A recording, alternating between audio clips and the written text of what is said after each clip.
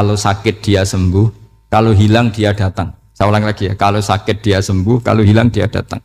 Sekarang orang tua yang punya anak sakit koma di UGD atau di emergency, itu senangnya tuh mengalahkan kesenangan apa saja. Kira-kira orang yang berhubungan intim atau yang hubungan biologis dengan orang yang sedang anaknya sembuh dari koma, senangnya senang mana? Senang yang melihat anaknya sembuh dari koma. Senikmat apapun hubungan biologis, senang anaknya yang hilang ketemu. Nah, kalau anak ketemu saja orang seseneng itu, apalagi kita di surga. Ketemu zat yang lama kita sembah, yang lama kita rindukan, yang lama kita rindu. Kemudian ketemu di surga. Maka tidak ada artinya surga tanpa melihat Allah Subhanahu wa Ta'ala. Memang harus dijelaskan secara rohani. Akhirnya orang ngerti bahwa nikmat tertinggi di surga adalah melihat Allah Subhanahu wa Ta'ala. Karena kalau anak-anak muda mungkin protes, ya enggak, ya enak kumpul sama widadari gini-gini. Wah itu kan yang trauma bojone jelek gitu. Wah itu yang bojone jelek mesti kesusu masuk surga karena itu sudah jelek, cerewet, nggak mati-mati kan gitu. Terus dia ingin masuk surga mesti niate welek, mesti pikiran pertama itu kumpul widadari. Tapi ada ulama yang bikin analogi tadi, misalnya istri kamu cantik, kemudian anak kamu sakit, koma. Hubungan dengan istri sama dengar berita anak kamu sembuh, seneng mana? Seneng anak sembuh. Sama anak yang hilang, seneng mana? Anak yang hilang ketemu. Maka terus ulama bisa menjelaskan itu. Kalau orang ketemu anaknya seseneng itu, apalagi ini ketemu Tuhannya yang bertahun-tahun disembah, kemudian tidak pernah melihat. Di surga itu nanti kita melihat Allah Subhanahu. Makanya Allah begitu bangganya mempromosikan surga. Surga itu apa? Surga itu wujuhu yauma idzin nadhirah ila rabbiha nadhirah, yaitu wajah-wajah berseri-seri dan melihat apa. Itu tanpa dijelaskan seperti ini Anda akan janggal, enaknya di mana? Tapi setelah dijelaskan detail gini oleh ulama, maka kita akan tahu an-ni'matul uzma sing enggak ada perbandingannya adalah nikmat masuk apa? Surga karena melihat Allah Subhanahu wa Ta'ala. Ya jadi saya berkali-kali pokoknya minta sekali, hadil umat harus umat yang rasional, terutama dalam mengemban tauhid. Karena tauhid ini yang disebut kalimah. Sampai Allah mengistilahkan kepada Nabi Ibrahim itu waja'alaha kalimatam baqiyatan fi aqibih. Kalimat tauhid adalah kalimat yang akan abadi di anak cucunya Nabi Ibrahim. Baik anak cucu yang karena gen, mau anak cucu yang karena sebab, yaitu santri dengan kiai. Dan itu caranya gimana? Umat Islam jangan berhenti belajar mantek. Makanya di MGS, di Qudsiyah, di TBS, semua pondok pasti ngajarkan mantek, di Bendan, ilmu logika. Itu tadi, kalau kamu tidak bisa menemukan tauhid dengan cara tadi, dengan cara al-alam mutaghayyir wa kullu mutaghayyir hadis la buddan min bukhtis, paling tidak pakai ilmu yang dilakukan Rasulullah SAW. Yaitu masyhur itu, saya sering cerita di mana-mana. Ada orang namanya Jubair bin Mut'im, Muhammad bin Jubair bin Mut'im. Itu dulu dia kafir. Dia orang pinter sampai dipasrai jadi negosiator untuk mengurus tawanan perang Badar yang ditawan Rasulullah SAW. Ketika datang di Medina, delalah pas maghrib, Nabi baca wattur wa kitabim mastur. Di antara ayat yang dibaca Nabi itu am khuliqu min ghairi syai'in.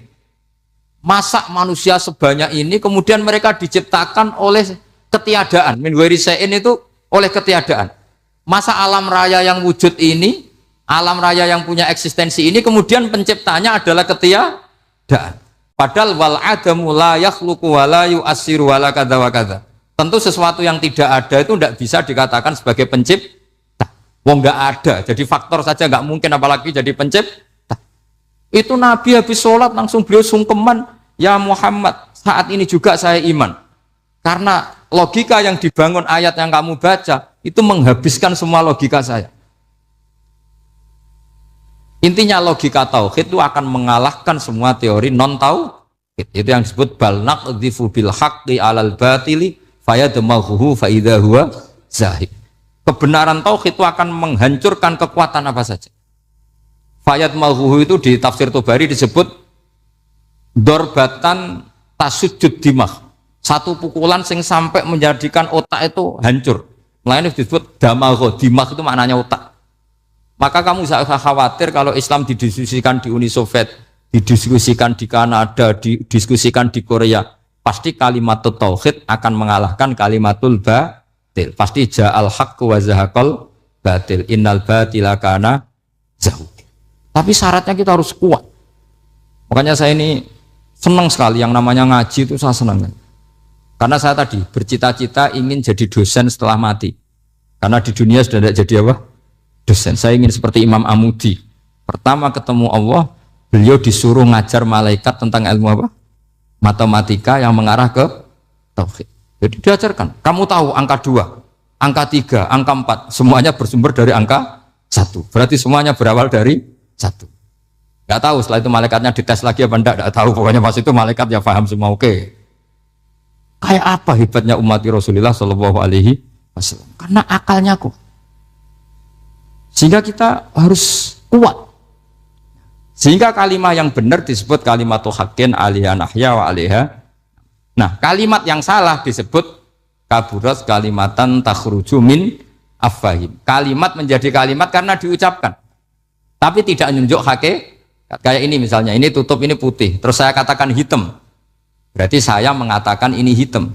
Sebagai kata-kata karena diucapkan. Tapi tidak pernah menjadi hakikat. Karena hakikatnya ini putih. Itu hebatnya Quran. Makanya Quran kalau gojlek orang kafir itu, gojlek orang kafir itu sebut apa? Kaburas kalimatan takhruju min afwahim. Tapi untuk kalimat tauhid dikatakan apa? Yusabbitu wa'alladzina amanu bil qaulif tsabit fil hayatid dunya wa fil akhirah. Sebagian disebutkan wa ja'alaha kalimatam baqiyah. Kenapa kalimat tauhid itu kalimat yang abadi? Karena Allah sebagai Tuhan di dunia juga sebagai Tuhan di akhirat, dan selalu Tuhan pada masa yang tidak terbatas. Itu disebut wa ja'alaha kalimatam baqiyah. Kemudian umatnya Nabi mengganti kalimat yang gampang. Allah punya sifat baqo, punya sifat akhir. Maksudnya akhir itu la akhirolah. Terus semuanya. Yang faham ya alhamdulillah, yang enggak faham dikon ngapal wujud kidam baqo mukhalafatul khawadisi qiyamuhu binafsi wahdaniyat kudrat irad. Terus paham. Langkok sing rada alim terus roh bedane iki sifat ma'ani iki maknawiyah. Cara Mu'tazilah ngene, cara ahli sunnah ngene. Wah itu sudah kejelimetan. Sementing pokoknya wujud hitam. Nah, kenapa pertama yang disebut wujud? Karena yang membedakan kita dengan faham ateisme itu ya sifat wujud. Yaitu mereka mengatakan alam raya ini dimulai dari ketiadaan. Wah itu akal mana saja itu nggak bisa nerima. Masa ketiadaan menciptakan sesuatu yang ada. Maka kata Ibnu Hajar al-Asqalani ketika mentafsirkan mensarai hadis salasun mangkunna fihi wajata halawatal iman. 3 hal ini kalau kamu faham maka menemukan manisnya iman. Manis itu enak. Terus kata Ibnu Hajar al-Asqalani masih ingat betul dalam sarahnya Fathul Bari, wa yusamma inda ahlil aql, misalnya al-iltizat al-aqli. Agama ini mengajarkan kenyamanan cara berpikir. Coba kalau sampean seorang doktor atau seorang profesor atau seorang pinter, kemudian kamu dipaksa mengimani bahwa alam ini diciptakan oleh ketiadaan, itu bisa tidur gak? Oh, tidak bisa tidur. Sampean misalnya orang pinter, dididik di kampus atau dididik di pondok, alam ini yang wujud, yang menciptakan itu sesuatu yang tidak wujud, kamu bisa tidur gak kira-kira? Ini guru apa? Ini sarap ini. Mosok hadil maujudat khalaqahal adam, sesuatu yang wujud diciptakan ketiadaan. Tapi agama ini membawa sesuatu yang menyenangkan untuk akal, yaitu hadhil maujudat khalaqaha wajibul wujud. Maujudat yang wujud ini diciptakan super maujud, yaitu oleh bahasa pondok disebut wajibul wujud. Kan terus seneng, wajar dong kalau sesuatu yang ada diciptakan oleh yang ada. Nah tentu ada pencipta, terus ada super, disebut wajibul wujud. Kan terus enak. Nah, itu kata Ibnu Hajar al-Asqalani disebut wajada halawatal iman. Sehingga kita tidak usah khawatir. Makanya saya itu termasuk orang yang nggak khawatir. Apapun rusaknya dunia ini, kacaunya dunia ini akan kalah dengan kalimatut tauhid. Karena kalimat ini ketemu apa saja pasti menghancurkan. Yaitu disebut bal naqdhifu bil haqqi 'alal batil fayadmaghuhu fa idza huwa zahid. Kalimat hak ini akan menabrak apa saja. Dan yang ditabrak pasti hancur. Makanya sama tidak usah khawatir, misalnya ada negara ateis di Cina, di Korea, kita yakin asal yang diteliti itu agama Islam pasti menang. Nah yang susah kalau yang diteliti orang Islam, itu susah. Karena yang copet kadang-kadang ya umat, apalagi di negara yang mayoritas Muslim, nanti copetnya, premannya, koruptornya semuanya beragama Islam. Makanya kita hanya punya pilihan dua itu, umat Islam dan Islam yang kumat itu dok. Kalau tidak umat Islam ya Islam yang kumat. Tapi kalau kalimat tauhid itu kalimat yang aman, tak jamin. Tak jamin 100%. Sehingga saya itu kalau ditanya profesor Pak Bah, kalau suatu saat Indonesia jadi negara yang sangat terbuka, kemudian ada sekolah perbandingan agama, menurut Anda prospek Islam gimana? Saya jawab asal yang dikaji Islamnya bukan orangnya, pasti Islam tetap prospek. Asal yang dikaji apa? Islamnya bukan orangnya. Kalau orangnya ya Masya Allah. Ya itu tadi, kalau tidak umat Islam ya Islam yang. Terus kalau matur nuwun sangat jenengan hormat teng Raden Asnawi. Beliau sekarang generasi keempat ya, wonten sing generasi ketiga. Nasab kula kepanggih Raden Asnawi teng Asnawi sepuh. Terus Mbak Raden Asnawi gadah bah namine Abdullah Husnen, terus Ibu Ayu Sofia niku binti Asnawi sepuh. Kula buyut kula kandung damaran niku Hafsah binti Maksum bin Soleh bin Asnawi sepuh. Kenapa saya cerita zuriyah? Terus satu peradaban. Gini bahasa Indonesia mohon nggih. Sane gaul. Satu peradaban itu yang bisa bangun itu zuriyah. Zuriyah itu komunitas gen. Meskipun nanti komunitas gen itu bisa disadap atau dibajak oleh orang-orang yang tidak gen. Jadi agak ilegal tapi itu sah. Karena sampean bisa misalnya kalah nasab sama saya, misalnya bilang nanti ketemu di Nabi Adam saja Gus gitu. Nanti pasti kita ketemu di siapa? Nabi Adam. Terus kedua, kekalahan nasab itu udah abadi. Karena nanti setelah jenengan ditanya di kuburan, bapak kamu siapa? Itu disuruh jawab Nabi siapa? Ibrahim. Terus kekalahan nasab sampai nanti berakhir di kuburan karena nanti dijawab siapa bapak kamu, disuruh jawab siapa? Nabi Ibrahim. Jadi yang punya bapak Karmen apa itu sudah selesai, sudah nggak dipakai lagi. Nanti pakai siapa? Nabi siapa? Ibrahim. Nah, kenapa saya cerita bahwa nasab gen itu akan disatukan oleh satu visi ilmiah yang objektif. Gini ku jawe Nabi Yusuf, wattaba'tu millata abai Ibrahim wa Ishaq wa Yaqub. Terus dawe Nabi Yusuf, maka nalana an nusyrika billahi min syai.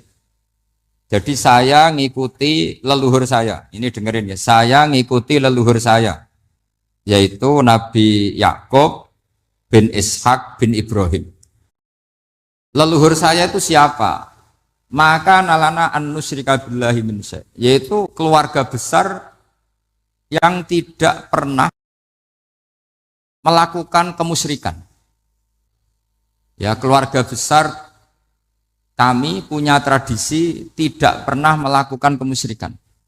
Dan bahkan itu dibahasakan tidak mungkin kita ini melakukan kemusyrikan. Maka nalana itu kira-kira kalau bahasa Indonesia itu kita ini tidak mungkin melakukan kemusyrikan. Nah, kenapa demikian? Itu berangkat dari logika yang permanen. Disebut yusabbitu Allahu alladziina aamanu bil qouli tsabiti fil hayatid dunya wa fil akhir. Logika permanen itu begini misalnya. Kita ini kan hidup dari bapak dari ibu terus sampai Nabi Adam. Kemudian setelah Nabi Adam ini berakhir, kemudian kita mau tidak mau berpikir Nabi Adam itu siapa? Terus diterangkan ternyata Nabi Adam itu satu makhluk hidup yang mulanya dari tanah, lewat wahyu Allah, lewat titah Allah kun, kemudian jadi manusia yang bernama Adam. Sebelum Adam ada bumi, ada langit, ada cakrawala, macam-macam. Kemudian itu kita rumuskan lagi, asal usulnya adalah tidak ada. Adamiyun makhdun. Akhirnya kita tahu bahwa alam raya ini diwujudkan setelah dari tidak ada. Nah tentu terus kita berpikir, dari tidak ada menjadi ada itu pasti penyebabnya adalah sesuatu yang ada. Nah yang ada itu disebut wajibil wujud. Karena wajibil wujud ini wujud sendiri, nggak ada saingannya. Karena Allahu ala syai'amahu, Allah ada dan tidak ada pesaingnya. Maka kita ini berpikir nggak mungkin ada kekuatan manapun yang menyamai Allah. Sehingga nggak ada Yesus mungkin menyamai Allah, nggak ada Fir'aun, nggak ada Lata, nggak ada Uzza. Makanya disebut maka nalana an nusyrika billahi min syai'. Kita ini tidak mungkin melakukan kemusyrikan. Sama tidak usah tanya saya, Gus, tapi orang menjadi musyrik itu kan mungkin. Jawabannya itu tetap nggak mungkin. Kemusyrikan itu satu teori yang nggak mungkin. Tapi kalau orang musyrik itu mungkin. Memang agak dilipat. Tapi karena kita kenal Raden Asnawi itu dari sisi ya. Kita punya banyak kitab beliau. Mungkin saya termasuk pernah dulu yang membawa kitab beliau banyak ke Korea. Saya itu beli pesolatan tuh bukan 1, 2 sampai 2 kerdus, 3 kerdus. Itu mulai dulu, mulai saya ngiai sampai sekarang. Tak bawa ke Sragen, ke Solo 3, termasuk tak bawa ke Korea. Jadi mungkin ya ini GR saya ngaji di sini itu barokahnya jualan pesolatan. Tapi bukan jualan yang cari laba enggak, karena tak gratiskan, tapi itu dagang akhirat lah kira-kira gitu. Jadi kalau saya masuk neraka kita era pantas wong bakul pesolatan kok masuk neraka gitu. Kayak itu enggak pantas itu. Karena saya termasuk orang ya yang cara berpikir itu optimis. Dulu di sini ada orang alim alama namanya Raden Asnawi. Terus kemudian sejarah agak berpolemik, ada yang mengatakan beliau itu muridnya Syekh Nawawi, ada yang mengatakan tidak. Apapun itu yang saya yakini adalah beliau ya saling istifadah lah, saling bermanfaat bagi Syekh Nawawi Banten. Saya punya catatan sejarah banyak tentang Raden Asnawi karena guru-guru kita itu akan ketemu di Syekh Nawawi Banten. Yaitu kita tahu misalnya saya ngaji Mbah Mun ngaji Mbah Zubair misalnya ngaji Syekh Fakih Mas Kumambang, ngaji Mbah Mahfud, terus ngaji Sayyid Abi Bakar Sato, terus ngaji Sayyid Zaini Dahlan.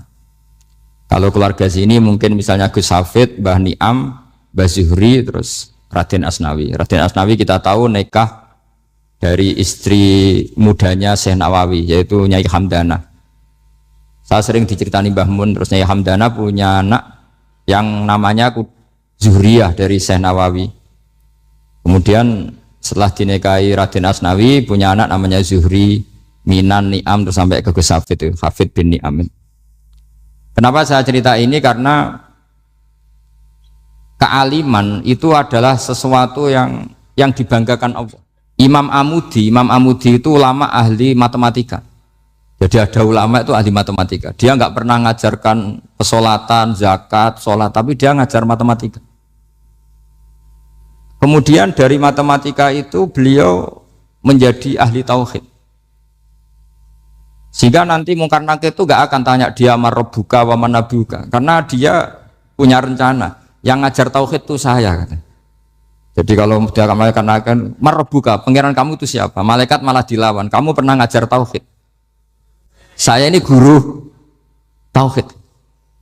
Singkat cerita, saking keramatnya Imam Amudi, kata Allah, ya Amudi, presentasikan ilmu tauhid yang lewat jalur matematika ke semua malaikat saya. Semua malaikat saya tahu cara berpikir matematis.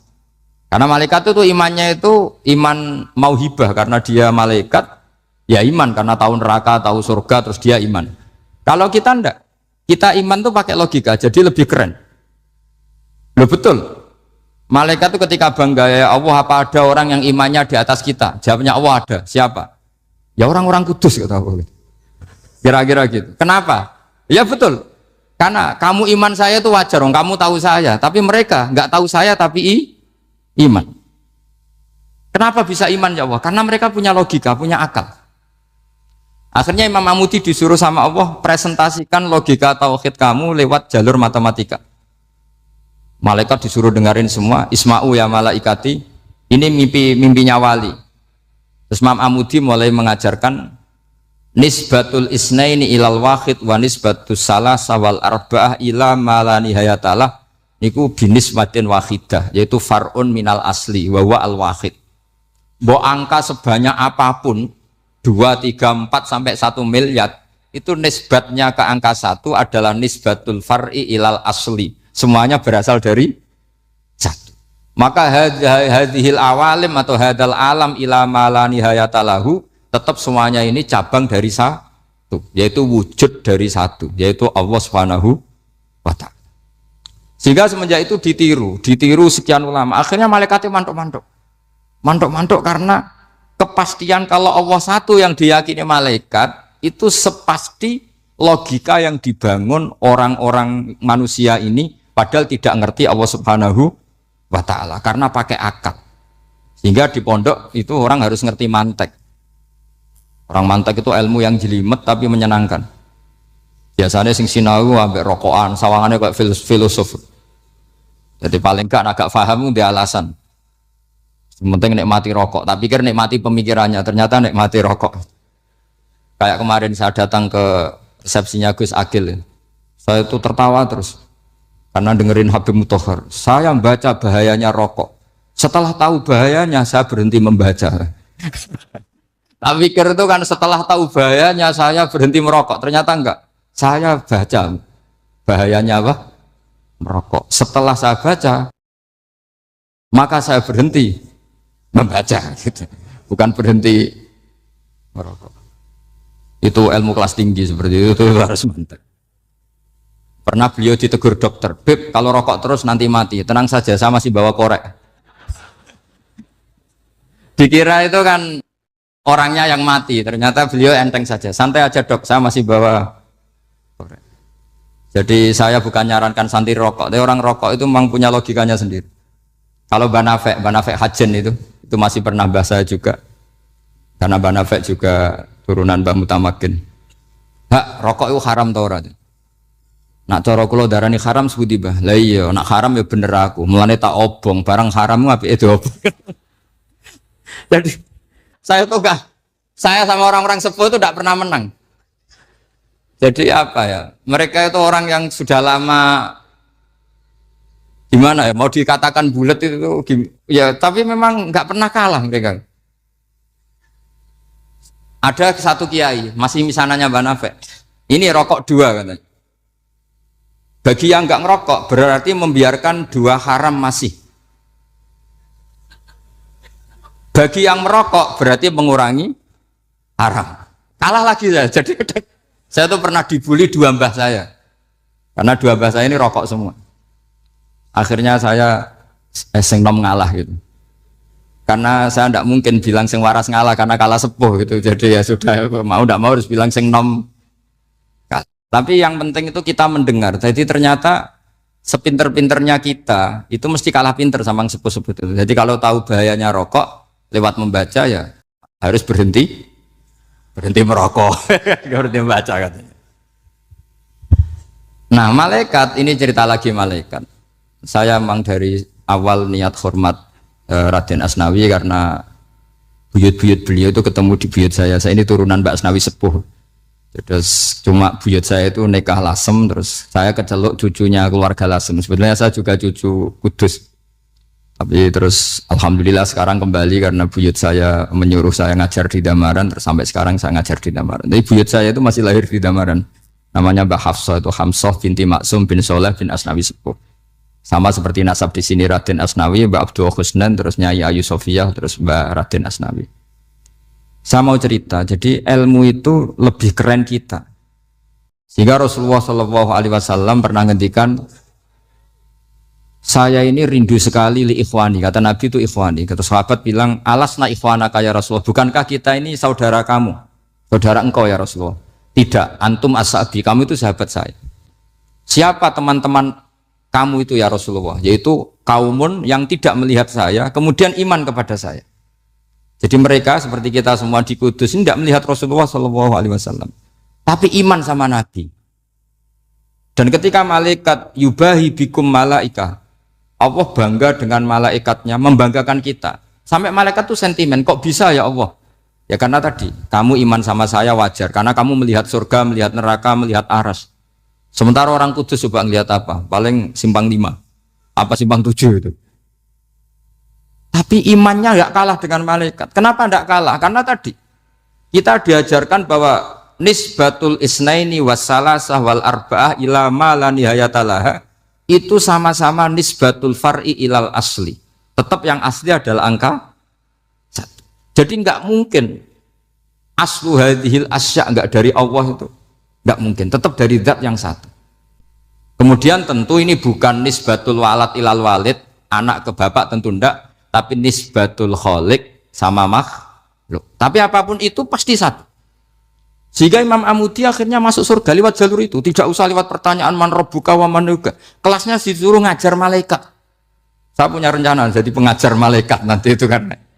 Jadi orang-orang kudus yang dapat barokahnya Raden Asnawi nanti jangan mau kalau ditanya man rabbuka wa man nuka. Kelasnya itu harus apa? Jadi gurunya malaikat. Karena bapak kita Nabi Adam itu keren. Nabi Adam itu adalah orang yang disuruh Allah dipresentasikan, dibanggakan Allah di depan para malaikat. Ketika ada malaikat yang agak hasut, tapi itu tidak malaikat papan atas, malaikat yang kebanyakan.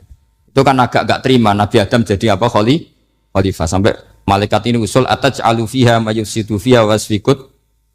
Makanya kalau saya protes sama malaikat itu malaikat yang ini, bukan Jibril sama Israel. Kalau protes Israel bahaya. Bisa dihabisin. Saya pernah ditanya seorang kiai, Gus jenengan gojlok malaikat kok berani? Ya karena malaikat yang jenis ini pernah gojlok Nabi siapa? Adam. Enggak percaya kalau Nabi Adam itu layak mimpin sampai protes ataj'alu fiha may yufsidu fiha wasfikut. Tapi apa yang terjadi? Allah mengajarkan satu ilmu di Nabi Adam kemudian disuruh meresentasikan. Qala ya Adamu ambihum bi asma'ihim. Adam, coba kamu presentasikan ilmu kamu. Setelah Nabi Adam fasih mempresentasikan ilmu, kata Allah, kamu bisa enggak sepinter Nabi Adam? Enggak bisa ya Allah. Makanya sudah saya bilang ini a'lamu malah. Saya lebih tahu siapa yang layak mimpin. Jadi layak mimpin itu pertama harus kuwatul ilm. Ilmunya itu harus kuat. Nanti saya akan cerita hubungannya Raden Asnawi dengan Syekh Nawawi. Apa itu hubungan teman, apa murid guru, itu memang masih jadi polemik sampai sekarang. Kalau saya ya keyakinan saling istifadah. Ini bahasa netral, tidak murid guru tapi saling apa? Istifadah. Kata Syekh Nawawi dalam tafsir Munir itu, ilmu itu nomor 1. Sehingga beliau setiap ada ayat fa inna hizballahi humul ghalibun, beliau pasti menafsiri bil hujjah wal barohin la bis saulah. Saya masih ingat betul takbirnya, memang saya hafalkan. Tapi bukan untuk modal pidato, bukan modal sebagai wong alim. Kalau pidato gampang. Pidato itu semua orang bisa. Kalau jadi orang alim itu tidak gampang. Lebih susah lagi wong alim berpidato. Itu kalau nggak pernah mbah saya tidak mau. Karena memang saya terkenal nggak suka pidato. 1 memang nggak bisa. Nomor 2 tidak ingin. Nomor 3 ya rugi. Karena pidato itu nasib-nasiban ini. Kalau nasib baik kamu tidak paham itu, wah Gus Ba ilmunya tinggi sehingga kita tidak paham itu kalau nasib baik. Kalau nasibnya ada baik, nak ngendikan bulat sama itu tepat-tepatan. Dan Syekh Nawawi itu benar, Raden Asnawi juga benar, semua guru-guru kita benar. Karena agama ini sebetulnya bukan masalah negara, tapi masalah logika yang sehat. Uni Soviet itu pernah mengkooptasi Uzbek, Ceknya, Tajikistan. Itu 100 tahun. Orang dipaksa ateis. Tapi orang-orang Uzbek, saya sering ketemu ulama Uzbek, kadang ketemu di Korea, kadang di Malaysia. Orang-orang Uzbek itu punya basement di bawah tanah. Kemudian di bawah tanah ini mereka ngajarkan tauhid. Ngajarkannya ya gampang. Misalnya ini sesuatu yang ada, ya ini. Ini ada penciptanya enggak? Ya ada. Siapa? Tukang katanya. Yang penting itu enggak ada logika bahwa sesuatu yang ada disebabkan oleh ketiadaan. Lah orang komunis, orang ateis itu orang yang mengatakan alam ini didahului oleh nihilisme, oleh adamiyah. Masuk akal enggak sesuatu yang ada, penciptanya sesuatu yang tidak ada. Sehingga orang anak-anak Uni Soviet itu enggak pernah kepikiran membenarkan ateis, itu enggak pernah. Bareng Uni Soviet ada itu Glasnost Perestroika itu kemudian hancur, semuanya langsung menjadi negara Islam, termasuk Uzbek, Tajikistan, karena diajari ilmu. Bahwa ilmu itu yang nggak pernah kalah oleh negara. Sehingga saking pedenya Rasulullah SAW ketika Sulhul Hudaybiyah, ini agak jelimet, tapi gampang dicerna. Sulhul Hudaybiyah itu satu perjanjian yang semuanya merugikan Rasulullah. Yaitu kalau orang kafir masuk Islam disuruh kembalikan ke kafir, karena kafir itu bagi mereka habitat. Islam itu hal yang baru. Tapi kalau orang Islam menjadi kafir, nggak boleh kembali Islam, berarti kembali ke habitat. Semua perjanjian itu merugikan. Sampai masyhur Sayyidina Umar protes ke Rasulullah, jenengan masih nabi.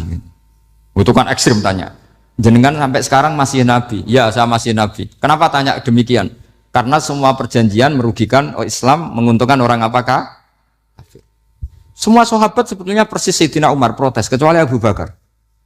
Lama-lama akhirnya di antara perjanjian itu berbunyi begini. Tapi saya minta satu hal. Orang boleh mendiskusikan Islam tanpa tekanan. Itu saja permintaan Nabi. Orang boleh mendiskusikan Islam secara bebas, tidak tertekan. Karena orang-orang kafir melihat itu hal yang biasa. Ya nggak masalah Muhammad. Akhirnya orang diskusi. Islam itu apa sih? Islam itu orang yang menuhankan Allah. Allah itu siapa? Zat yang menciptakan langit dan bumi. Lama-lama orang kafir berpikir, wah keren. Tuhannya Muhammad bisa bikin langit dan bumi. Tidak kayak Tuhan kita, malah kita yang bikin. Jadi mulai debat itu mulai, terus ada yang cerita lagi. Saya pernah loh nyembah Lata, pas itu dikencingi luwak. Masa ailahun ya bulu ali sa'laban, masa Tuhan kok dikencingi luwak? Yang agak-agak ahli kitab ya diskusi lagi. Wah kayaknya Yesus tidak Tuhan. Masa Tuhan kok kelaparan, lemes, wah repot nanti. Jadi makanya Allah ketika gojlok wa ummuhu siddiqah kana yakulani ta'am. Mal masih ibnu Maryam illa rasul qad khalas min qablihir rusul wa ummuhu siddiqah kana yakulani. Coba paradok ndak misalnya. Kamu didolani Nabi Isa terus ketok lemes. Kenapa Tuhan? Saya agak sakit keroi dulu. Kan enggak kebayang itu. Punya Tuhan yang sakit setelah makan sehat terus. Kan enggak kebayang seperti itu. Ketika Nabi punya konsep Tuhan, Tuhannya Muhammad itu siapa? Yaitu zat yang la awalalah, zat yang pertama. Lalu Tuhan itu siapa? Tuhan itu yang menciptakan langit bumi. Tuhan itu siapa? Yang memulai segalanya. Lama-lama mereka berpikir, wah kalau gitu yang benar itu Islam. Maka kata Imam Zuhri, Syihabuddin Az-Zuhri, famaka nafathun fil islami a'zoma min sulhil Hudaybiyah. Innamaka nasu yatafaduluna fil hadis wal munaza'ah. Semua teks riwayat itu ada kata wal munaza'ah. Orang bebas ngomong dan berdebat. Munaza'ah itu berdebat.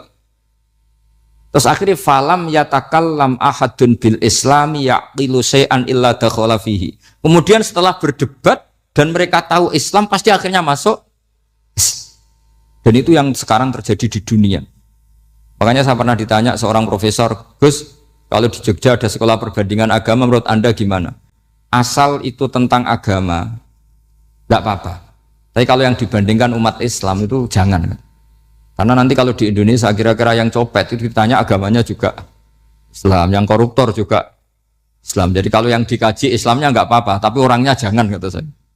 Karena yang bulat ya banyak, yang nggak sholat ya banyak. Tapi kalau Islamnya saja, misalnya adu konsep tentang Tuhan.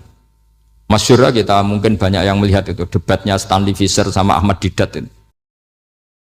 Tuhan kamu siapa ini itu sama Didat cerita Tuhan saya itu lam yalid walam yulad walam yakul lahu kufuwan. Itu spontan ada seorang mahasiswi bilang sepertinya Tuhan Anda lebih menarik karena Tuhan Anda yang menciptakan langit bumi, yang Tuhan ini kok lahirnya sudah di bumi, masa lahir-lahir langsung jadi Tuhan. Jadi akhirnya falam yatakallam ahadun bil islami yaqilu syai'an illa dakhala fihi. Sehingga agama ini apa? Agama itu adalah kalimat tauhid. Kalimat itu apa? Logika yang terbangun. Nah, ketika logika itu terbangun, maka disebut yusabbitu Allahu alladzina amanu bil qaulis tsabit fil hayatid dunya wa fil akhirah. Allah itu akan menetapkan satu kaul, satu presentasi ilmiah atau satu kesimpulan ilmiah. Yang kesimpulan itu nyata benarnya. Dan ini akan nyata terus baik di kehidupan dunia maupun kehidupan apa? Akhir. Seperti Allah sebagai Tuhan. Itu akan nyata terus. Di dunia Allah ya Tuhan, nanti di akhirat juga Tuhan. Tapi Tuhan selain Allah, maka menjadi Tuhan ini nunggu ada yang menuhankan. Misalnya Fir'aun, itu jadi Tuhan karena ada yang menuhankan. Sekali dia mati, dia sudah aset wisata, bukan Tuhan lagi. Makanya gejolokannya orang ulama Arab, kalau ketemu ulama Mesir, kalau gejolokan itu lucu. Orang Arab, ada Abu Jahal, Abu Lahab, penggaweane ngusir Nabi. Gitu. Itu gejolokannya ulama Mesir. Kata ulama Arab, kamu gayanya benci Fir'aun, tapi rizki kamu dari wisata melihat Fir'aun. Itu gejolokannya ulama Arab sama ulama Mesir. Sehingga agama ini mengajarkan apa? Satu kalimat. Makanya kamu harus belajar mantek. Dulu Raden Asnawi ya pengajar mantek. Dulu buyut saya di sini Mbah Fauzan, abahnya Mbah Pah itu, mbahnya itu juga pengajar mantek. Karena di antara yang diceritakan Allah itu wa ja'alaha kalimatam baqiyatan fi aqibih. Tugas utama Nabi Ibrahim adalah menjadikan satu logika. Kalimah itu logika. Itu menjadi logika yang abadi. Baqiyah itu abadi. Fi aqibih, di anak turunnya Nabi Ibrahim. Misalnya begini, saya beri contoh ya. Misalnya saya mengatakan teh ini hitam, itu menjadi kalimah karena diucapkan, tapi tidak menunjuk hakikat karena tehnya berwarna apa? Kuning. Sehingga Quran kalau menyalahkan orang kafir itu ngendikannya kaburas kalimatan takhruju min afwahihim. Omongannya orang kafir itu menjadi kalimat karena diucapkan dari mulutnya. Kenapa menjadi kalimat? Karena diucapkan tapi tidak menunjuk hakikat. Seperti orang mengatakan 2 ditambah 2 itu 10, itu kalimat, tapi kalimat yang salah karena tidak menunjuk hakikat. Seperti orang kafir mengatakan Tuhan itu 3, itu kalimat karena diucapkan tapi tidak menunjuk hakikat. Tapi ketika seseorang mengatakan Allah itu Tuhan, Tuhan itu satu, itu disebut kalimatu haqqin 'alaiha nahya wa 'alaiha namut. Temriki tahlilane wa 'alaiha napa wa biha. Wa 'alaiha napa wa biha. Waliha ya, ada yang tahlilan wabiyah, itu nggak tahu sanatnya dari mana, pokoknya ada yang waliha, ada yang biha. Kenapa dikatakan kalimat tauhid? Karena kalimat yang dari kesimpulan berpikir. Dan agama ini dibawa Nabi Ibrahim itu untuk membawa kalimat tauhid. Ciri utama kalimat tadi, kamu yakin seyakin-yakinnya bahwa nisbatul snaini wassalasah wal arba'ah ila ma la nihayatalaha itu kanis batisnain ilal wahid, yaitu semuanya far'un minal asli, aslinya adalah wahid. Sehingga di kitab, saya pernah ngaji Mbah Mun, namanya kitab Al-Husunul Hamidiyah, itu dikarang oleh ulama-ulama sekarang, itu diajarkan di MGS, ini mbah-mbahnya Gus Akil pendirinya madrasah MGS, itu ada gambarnya di situ. Di situ ada gambar piramida, ada gambar hewan, ada gambar pohon. Kata yang ngarang, gambar sedetail ini, sejelimet ini dimulai dari nuktah wahidah, tetap dimulai dari satu titik, dan ini disebut nuktatil wujud. Jadi mbok orang kudus sebanyak ini tetap dimulai dari satu orang, yaitu Adam. Adam dimulai dari ketiadaan. Lalu siapa al-mujid? Pewujudnya siapa? Hanya Allah Subhanahu wa ta'ala. Sehingga ulama-ulama termasuk Syekh Nawawi itu paling suka ngendikan semua makna Quran dikumpulkan di Fatihah, Fatihah dikumpulkan di Bismillah, Bismillah dikumpulkan di Ba, karena di Ba itu ada titik nukdotil wujud, yaitu disingkat bi kana makana wa bi yakunu ma yakun. Karena saya, kata Allah, semuanya akan ada, dan karena saya yang enggak ada, semuanya suatu saat ada. Disebut nukdotil wujud. Nah, kita meyakini kalau Allah satu itu seyakin-yakinnya, karena nggak mungkin angka nggak dimulai dari angka satu. Begitu juga gambar seapapun julumete. Misalnya sampean gambar zaman saya kecil, gambar paling favorit itu apa? Kambing bertarung. Itu gambarnya kan susah. Daripada gambar kambing bertarung susah terus dibikin kotak saja, tembok. Kalau tanya gurunya, gambarnya mana? Di belakang tembok, Bu. Ini itu dulu saya diwarai anak-anak nakal. Jadi semua satu gambar itu disuruh gambar harimau, yang satu disuruh gambar kambing bentrok, yang satu disuruh gambar matahari, semuanya kotak semua. Ini itu Bu, gambarnya di belakang apa? Tembok. Maka nggak kelihatan kata sih. Jadi gurunya kalah cerdas. Yang guru itu sebenarnya nggak pernah menang, karena murid itu lebih pinter. Itu teman saya dulu kalau ngaji itu kalau tes itu ngerpek baca. Gurunya marah, kamu tes kok baca? Enggak ngerpek Bu, ini belajar di kelas. Katanya belajar kapan saja, di mana sejam. Ajo. Jadi apa ya, orang itu kadang yang salah itu lebih masuk akal kadang-kadang ini. Saya teruskan ya supaya ini dapat barokahnya Raden apa? Asnan. Saya mohon sekali ya, kalimat hakin itu harus kamu jaga. Caranya jaga ya tadi. Kalau kamu tidak bisa ilmu mantek, misalnya al-alam mutaghayyir wa kullu mutaghayyir hadis la budda min muhdits, itu kan jelimetan. Pakai saja teori umum bahwa gambar apapun jelimetnya itu dimulai dari satu titik. Karena nggak bisa, nggak dimulai dari satu titik tidak bisa. Maka alam apapun jumlahnya nggak terhingga tetap dimulai dari al-wahidul qahar, yaitu satu titik. Yaitu dalam konteks tauhid tentu itu Allah Subhanahu wa ta'ala. Sehingga Nabi Ibrahim itu orang paling sukses bikin waja'alaha kalimatam baqiyatan fi aqibi. Terus Nabi Muhammad begitu, sahabat gitu, sampai kita sekarang diajari ilmu mantek. Ilmu mantek itu logika yang nggak terbantahkan. Karena mau tidak mau. Kata Imam Syafi'i, fa innal uqula muttarratun ila qabulil haq, karena akal akan dipaksa menerima kebenaran. Dan itu yang terjadi di Uni Soviet. Dikooptasi 100 tahun untuk berfaham ateis, dilawan oleh ilmu, tetap menanamkan ilmu tauhid, ilmu mantek. Ketika Uni Soviet secara politik runtuh, semuanya menjadi muslim, termasuk negara-negara yang dulu dikooptasi. Maka kamu tidak usah kecil hati di Indonesia, apapun rusaknya negara ini, asal kita cara bertauhid benar, insya Allah tetap meninggal husnul khotimah. Karena sudah janjinya Allah, yusabbitu walladzina amanu bil qaulis tsabit. Sing jelas itu nomor satu tuh al qaulis tsabit. Memang itu logika yang masuk akal. Jadi jangan kira semua orang ditanya marabbuka, enggak. Banyak ulama yang enggak ditanya, masyhur itu dalam cerita keramat-keramat. Ada guru tauhid ngajarin tauhid. Setelah ditanya mungkar nakir, Imam Malik datang. Kamu nanya ini, man rabbuka man nabiyuka, kamu tahu ini guru umul barohin yang tukang ngaji tauhid. Guru tauhid kok ditanya apa? Tauhid. Malaikatnya enggak jadi tanya. Dan saya percaya cerita-cerita seperti itu karena secara umum itu ala inna auliya Allahi la khaufun alaihim wa lahum yahzanun lahumul busyra fil hayatid dunya wa fil akhirah. Artinya kalau wali itu kok ditanya mungkar nakir berarti ngalami ketakutan. Karena di situ kan digambarkan mungkar nakir itu sewangar, bawa godam. Kalau yang tanya nggak bisa dipukul sampai ajur sak walang-walang. Pokoknya ceritanya kan seru seperti itu. Berarti kalau betul begitu terus ayat la khaufun alaihim wa lahum yahzanun kayak apa? Makanya dalam kitab Nasoihul Ibad itu ada cerita ini. Sampean boleh nggak sependapat dengan saya, tapi semoga nasib sampean nanti digebuki malaikat. Karena orang itu akan mengalami seperti yang dirasakan. Anak indadzoni abdibi. Saya tidak bayangkan akan mengalami itu. Makanya saya ini ngajar tauhid terus. Paling tidak kalau ditanya marabbuka man nabiyuka, sampean tahu profesi saya. Saya ini pengajar tauhid. Dan biji saya 9. Dulu saya di MGS, kalau ada teman bijinya tauhid kok 4, segala ahli swarga, tauhidnya jeblok. Dari kalau bijinya 4 segala ahli swarga, tauhidnya apa? Jeblok. Tapi yang bijinya 9, ahli swarga, tauhidnya itu, saya dulu bijinya 9. Terus 9 terus sampai tamat. Karena nggak ada biji 10. Karena kalau 10 itu kan terlalu sempurna, nggak baik lah manusia kok sempurna gitu. Jadi sudah 9 aja kan. Tapi sebetulnya pantasnya ya dapat 10. Bemergo saake, bemergo tenan enggak tahu saya. Di Nasoihul Ibad itu ada cerita gini dan saya percaya itu. Di sarahnya itu. Juga di sarah apa itu yang di sarah Senawawi itu.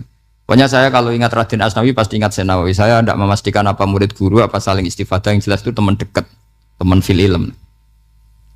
Sayyidina Ali itu pernah minta kasyaf sama Allah. Saya percaya tidak semua orang alami marabbuka ditanya itu. Ya Allah, saya minta kasyaf itu ngerti alam gaib. Ingin tahu Umar. Jadi diam-diam Sayyidina Ali itu ya mangkal sama Sayyidina. Wong kok keras ngon. Angger wong kok tahu disentak. Jajal wani nyentak malaikat ora, itu kata Sayyidina. Jadi dia minta kasyaf karena kenangannya dia melihat Umar itu semua orang pernah disentak sama Sayyidina Umar itu. Sayyidina Ali minta kasyaf. Ya Allah, saya ingin melihat Umar menghadapi mungkar nakir. Masih garangkah apa enggak? Itu dah, itu tidak. Minta kasyaf. Pas kasyaf beliau bangun dari kubur, duduk, dilihat sama Sayyidina Ali ini ngalami kasyaf. Sama ndak usah tanya, ndak wali kok tanya, ya sudah pokoknya percaya aja. Akhirnya malaikat mungkar nakir datang. Itu di situ digambarkan matanya itu kalkidril mughalla, kayak apa itu panci yang dibakar. Wah, soalnya seru. Sumpah nang Sayyidina Ali. Baru ini kamu akan takut gitu. Tapi ternyata enggak. Umar bangkit disewentak orang tua itu. Kamu tahu menghadapi siapa? Yang sopan. Oh, ada sontak. Kaget malaikatnya itu karena enggak pernah ngalami disentak. Mungkin itu pertama. Kaget. Memangnya kamu siapa? Saya ini teman kekasih Tuhanmu. Saya yang diandalkan temannya sebenarnya bukan dia. Ana sohibu habibillah. Saya ini temannya kekasihnya Allah. Jadi dia ngandalkan temannya sebetulnya bukan ngandalkan dirinya. Oh kamu temannya Nabi Muhammad? Iya saya Umar temannya Nabi Muhammad. Kamu harus hormat sama temannya kekasih Allah. Terus mulai itu. Akhirnya matur Allah. Ya Allah, apakah prosedur seperti ini bisa dinego? Sama Allah. Oh iya katanya. Kamu kalau menghadapi kekasih saya ya jangan seperti itu katanya. Semenjak itu beliau sopan santun, dua mungkar nakir itu. Jadi ini berita gembira. Jadi sebetulnya itu enggak. Tapi kita ini kan enggak punya nyali nyentak mungkar nakir. Semoga dengan gelar kita doktor tafsir, doktor tauhid gitu. Atau paling enggak guru kudsiyah tauhid gitu. Atau siswa terbaik dalam materi tauhid. Itu harus kamu bawa status. Jadi sehingga nanti ini saya ranking 1 tauhid, masa masih ditanya marbuka waman nabi. Dan itu menurut saya sah. Sama nggak usah protes takbirin tiga, susah usah takbiran. Pokoknya takbirnya adalah wali-wali itu la khaufun alaihim walahum. Ya, mereka tidak akan mengalami ketakutan baik kehidupan dunia maupun kehidupan akhir. Bahkan para malaikat itu mengatakan ke wali-wali nahnu awliyaukum fil hayatid dunya wa fil akhir. Kita ini teman kamu, saudara kamu, mitra kamu. Masa mitra kok nutui itu kan nggak fair. Dan menurut saya paling efektif itu apa? Kamu harus punya rumus tauhid kayak Imam Amudi menemukan Tuhan. Imam Amudi itu menemukan Allah itu lewat ilmu matematika. Dan itu Allah saking senengnya disuruh ngajari para malaikat. Wa ya malaikati isma'u. Kamu harus mendengar, ini orang alim saya yang ahli matematika. Tapi justru itu ngerti bahwa asal usul alam itu minal wahidil qahar. Dari zat yang satu. Akhirnya Imam Amudi mulai ngajar tuh. Nisbatus naini wassalah sawal arba'ah ila mana nihayatalaha iku kabeh iku far'ul wahid. Akhirnya malaikat mantuk-mantuk. Nah, iman seperti itu akan setingkat keyakinannya dan keakurasiannya sama dengan imannya para malaikat.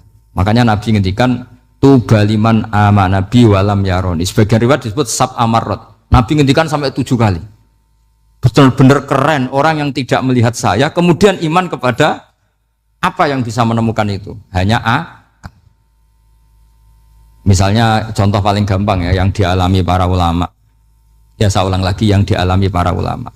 Ketika menemukan ilmu ya yang menjadikan mereka mahabbah Rasulullah Shallallahu Alaihi Wasallam. Nabi itu paling suka itu sholat. Nabi itu paling senang sama sholat. Wa qurratu aini fi sholat. Terus beliau ngendikan as-sholatu imaduddin. Terus beliau kalau muji sholat itu sundul langit. Sampai beliau kalau banyak masalah itu bilang ke Bilal, arikhna ya Bilal, saya kasih istirahat. Itu maknanya mau sholat. Semuanya sholat. Pertanyaannya adalah, apakah mungkin seorang raja yang ambisi jadi raja, kemudian yang dikampanyakan adalah orang supaya sholat? Tentu kalau Nabi seorang raja, beliau akan kampanye gimana? Narik upeti kayak apa, narik pajak kayak apa, biar Nabi kaya. Enggak. Nabi itu paling tersiksa kalau orang tidak sholat, tersiksa kalau orang tidak sujud. Loh, kalau beliau seorang raja, ngapain mempopulerkan sholat? Maka makna sholat imaduddin adalah sholat itu tiang agama. Maknanya tiang agama, kamu akan tahu betul kalau dia seorang nabi. Karena apa? Yang diajarkan adalah sholat. Loh, coba untungnya apa bagi Nabi Muhammad ketika umat Islam sholat? Kan tidak ada untungnya sama sekali.